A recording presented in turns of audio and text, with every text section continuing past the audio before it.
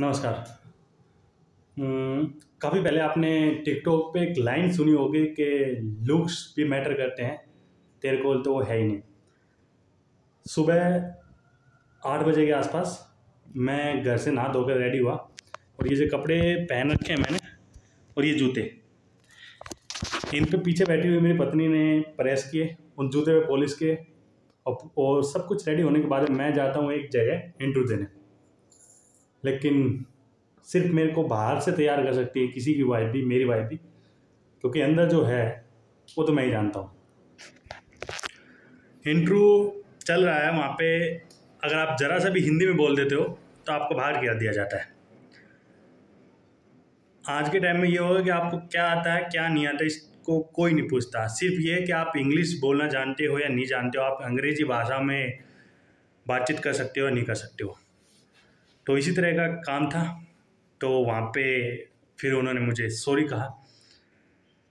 तो एक ऐसा हो रखा है कि इंग्लिश भाषा एक लैंग्वेज ना हो के इंग्लिश भाषा भी एक काम हो गया, एक स्किल हो गया है कि आप इंग्लिश जानते हो तो एक काम जानते हो आप बस। और हिंदी आप कितनी जानते हो, कुछ भी जानते हो, मतलब उसका कोई वजूद नहीं है, कोई कुछ नहीं है। एक तरफ देश लगा पड़ा है हिंदू राष्ट्र बनाने में और दूसरा वहीं हिंदी की कोई वैल्यू नहीं। कहीं भी किसी भी नौकरी में, किसी भी इंटरव्यू में जाके देख लो आप, अगर आपको इंग्लिश आती है तो आपका इंटरव्यू वेल एंड गुड है, नहीं तो कुछ नहीं। मुझे ज़्यादा फील नहीं हो रहा, क्योंकि एक बात ये भी है कि लाल कृष्ण आडवाणी, उन्होंने काफ़ी मेहनत करी लेकिन वो प्रधानमंत्री नहीं बन पाए, राष्ट्रपति नहीं बन पाए और ऐसे ही वो शहीद हो जाएंगे, मर जाएंगे, मतलब उम्र उनकी बीत जाएगी। और एक ये होता है कि सबके लिए एक लाइन बनी होती है। अगर आप सोचें कि अमरीश पुरी हीरो क्यों नहीं बना, विलन ही क्यों बना, तो ये होता है कि सबका फेस, सबकी बॉडी कुछ ना कुछ चीज़ें रिक्वायर्ड करती हैं, कुछ चीज़ें बनी बैठी होती है कि उनके चेहरे के अकॉर्डिंग, उनके फेस के अकॉर्डिंग, उनकी बॉडी के अकॉर्डिंग उन पर क्या जॉब या क्या चीज़ें सूट करेंगी।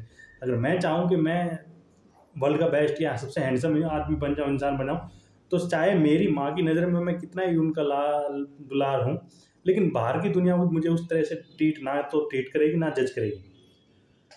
जहाँ मैं आज गया हुआ था तो वहाँ पे मेरे से भी बहुत ज़्यादा पढ़े लिखे क्वालिफाइड लड़के थे, इंग्लिश अप टू डेट। लेकिन उस इंग्लिश में भी एक साथ में एक टर्म कंडीशन और है।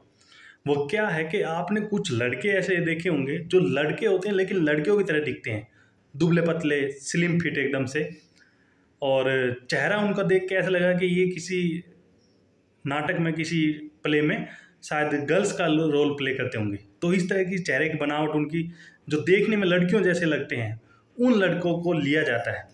मतलब एयरपोर्ट की एक कंपनी थी जहाँ पे कस्टमर सर्विस एजुकेटिव CSA की पोस्ट के लिए इंटरव्यू चल रहे थे। तो वहाँ पे भले ही आपको इंटरव्यू में आपको इंग्लिश भले ही आती हो, लेकिन चेहरा अगर आपका लड़कियों जैसा नहीं है, आप हैंडसम उस तरह के नहीं हो कि आपका चेहरा देख के ऐसा लगे कि आपको तो कभी दाढ़ी मूंछ आई नहीं होगी, तो आपको इंटरव्यू में नहीं लिया जाएगा, आपको नहीं रखा जाएगा। तो इस तरह का मतलब स्मार्ट स्किल हो गया है। लोगों के चेहरे भी इस तरह के होने चाहिए, बिल्कुल लड़कियों को भी मात देते हुए, और इंग्लिश तो होनी चाहिए।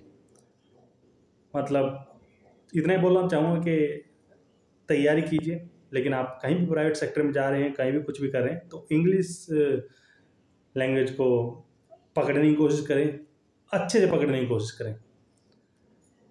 मैं खाली हाथ लौटा हूँ, पीछे बीवी मायूस होगी है, और ये होता ही है। वो चेहरा उतरेगा बेचारी का कि कुछ हुआ नहीं, चलो कुछ होगा, कुछ ना कुछ ज़रूर होगा। होप रखिए, उम्मीद पे दुनिया कायम है।